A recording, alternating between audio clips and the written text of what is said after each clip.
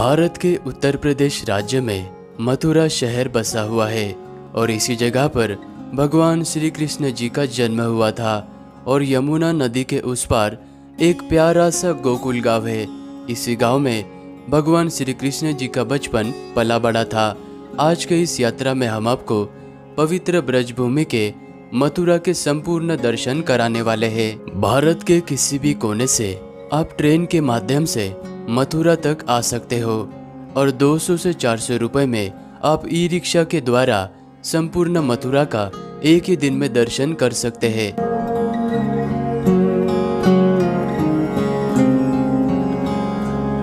मथुरा में पहुंचते ही अपने होटल रूम में फ्रेश हो जाने के बाद मैं निकल पड़ा श्री कृष्ण जी के जन्मभूमि के दर्शन करने के लिए। मंदिर के भीतर जाने से पहले आपको अपना सामान और मोबाइल यहाँ के लॉकर में रखना होता है और इस बड़े से प्रवेश द्वार से होते हुए आपको अंदर दर्शन करने के लिए जाना होता है। मंदिर के अंदर प्रवेश करते ही आपको ये खूबसूरत सा मंदिर नजर आएगा। इसी जगह पर आज से 5000 वर्ष पहले कंस का कारागार हुआ करता था और इसी कारागार में नन्हे से बाल कृष्ण जी का जन्म हुआ था। और वर्तमान में आप ये जो मंदिर देख रहे हो, इस मंदिर का निर्माण 1618 में राजा वीर सिंह बुंदेला के द्वारा निर्माण करवाया गया था।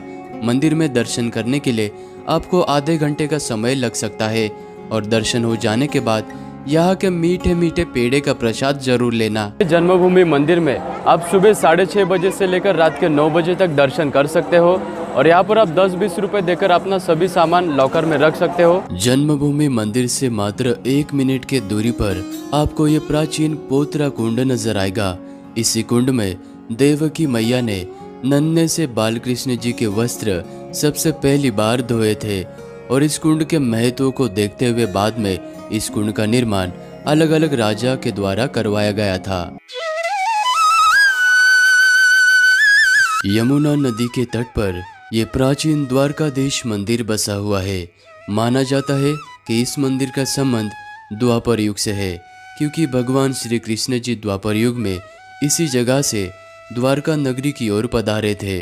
और वर्तमान में आपको जो मंदिर नजर आ रहा है, इस मंदिर का निर्माण 1814 में ग्वालियर विरासत के गोकुलदास पारिक जी ने निर्माण करवाया था। मथुरा के सभी मंदिर में भगवान श्री कृष्ण जी और राधा जी विराजमान होते हैं, लेकिन द्वारकाधीश के इस मंदिर के गर्भगृह में भगवान श्री कृष्ण जी के साथ में रुक्मिणी जी विराजमान है। और इस मंदिर की कला, सुंदरता एवं भक्तिमय वातावरण को देखकर आपका मन प्रसन्न हो जाएगा। द्वारकाधीश मंदिर के दर्शन करने का समय सुबह 6:30 बजे से लेकर दोपहर के 11 बजे तक और फिर शाम को 3:30 बजे से लेकर 7 बजे तक का है।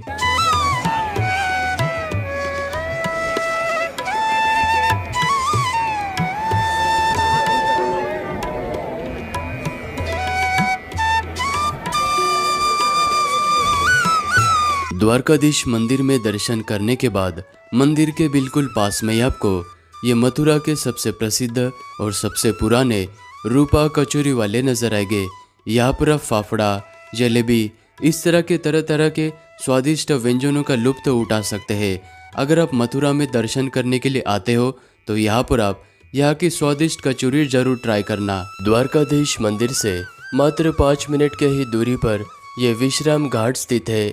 माना जाता है कि भगवान श्री कृष्ण जी ने कंस का वध करने के बाद इसी जगह पर विश्राम किया था, इसलिए इस जगह को विश्राम घाट के नाम से जाना जाता है। यमुना नदी में स्नान करने के बाद आप 50 से 100 रुपया देकर यहाँ पर नौका विहार करते हुए खूबसूरत यमुना नदी के दर्शन और साथ ही में यहाँ के सभी घाट के दर्शन भी कर सकते हैं।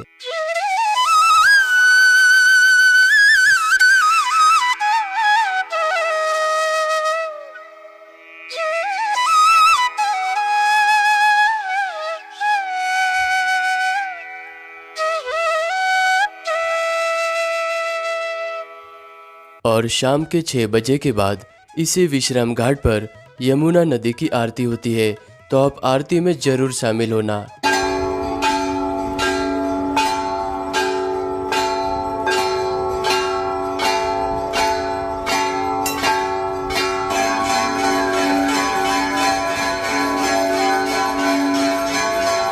विश्राम घाट से मात्र 5 मिनट के ही दूरी पर भगवान श्री कृष्ण जी के मामा कंस का किला स्थित है।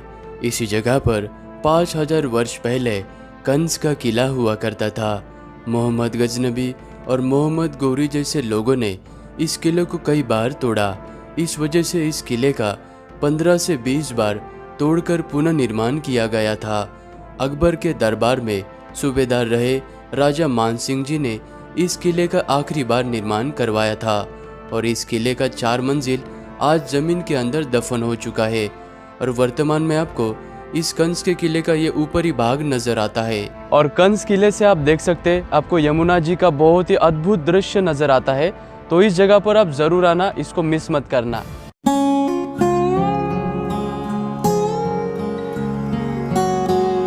प्रकृति के शांत वातावरण में और मथुरा से वृंदावन की तरफ जाने वाले रोड के किनारे पर ये खूबसूरत सा बिरला मंदिर स्थित है। इस मंदिर का निर्माण शेठ जुगल किशोर जी ने अपने माता पिता की याद में करवाया था और इस मंदिर के गर्भगृह में चक्रधारी श्री कृष्ण जी की मूर्ति विराजमान है और इस मंदिर का निर्माण महाभारत के गीता से प्रेरणा लेते हुए इस मंदिर का निर्माण कार्य किया गया था। बिरला मंदिर में आप दर्शन करने के लिए सुबह 6 बजे से लेकर दोपहर के 12 बजे तक आ सकते हो और बाद में दोपहर के 2 बजे से लेकर रात के 8 बजे तक आप यहाँ पर दर्शन करने के लिए आ सकते हो। अभी हम श्री कृष्ण जी के जन्मभूमि से 4.5 किलोमीटर के दूरी पर स्थित इस खूबसूरत जय गुरुदेव जी के मंदिर के पास में आ चुके हैं और यह मंदिर भक्तों के लिए सुबह 7 बजे से लेकर रात को 10 बजे तक यहाँ पर दर्शन के लिए खुला रहता है। मथुरा का सबसे खूबसूरत मंदिर होने के कारण इसे मथुरा का ताजमहल भी कहा जाता है क्योंकि इस मंदिर को संगमरमर के पत्थरों से बनाया गया है और इसकी ऊंचाई 160 फीट है।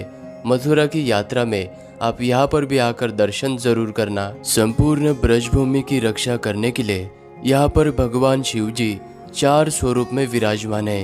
उन्हीं में से एक है भूतेश्वर महादेव जी। अगर आप मथुरा की यात्रा में भूतेश्वर जी का दर्शन नहीं करते हो तो आपकी मथुरा की यात्रा अधूरी मानी जाती है और इसी जगह पर 51 शक्तिपीठों में से 11वां शक्तिपीठ यहीं पर है। इसी जगह पर माता सती के केश गिरे थे तो यहाँ पर भी आप दर्शन जरूर करना। मथुरा में संपूर्ण दर्शन हो जाने के बाद आप यहाँ के म्यूजियम में जरूर जाना क्योंकि म्यूजियम के अंदर हिंदू देवी देवताओं की प्रतिमा, बौद्ध भगवान जी की प्रतिमा आपको देखने को मिलती है और ये सारी प्रतिमाएं भारत के कोने कोने से जमीन के अंदर से एक्सकेवेशन करके निकाली गई है। तो यहाँ पर आप जरूर आना। मैं मथुरा में आनंद गेस्ट हाउस इस होटल में रुका हूँ। ये वाला होटल जो मथुरा, वृंदावन, गोकुल, गोवर्धन परिक्रमा ये वाले एरिया के बिल्कुल बीचों बीच में ये वाला होटल लोकेटेड है। आप चाहे तो इस होटल में भी रुक सकते हैं। मैंने सारी डिटेल्स डिस्क्रिप्शन में दी हुई है, वहाँ से आप कांटेक्ट कर सकते हैं। अगर मेरी ये वीडियो आपको अच्छी लगी तो वीडियो को लाइक करना, चैनल को सब्सक्राइब करना। मिलते हैं आप सभी को किसी और यात्रा में।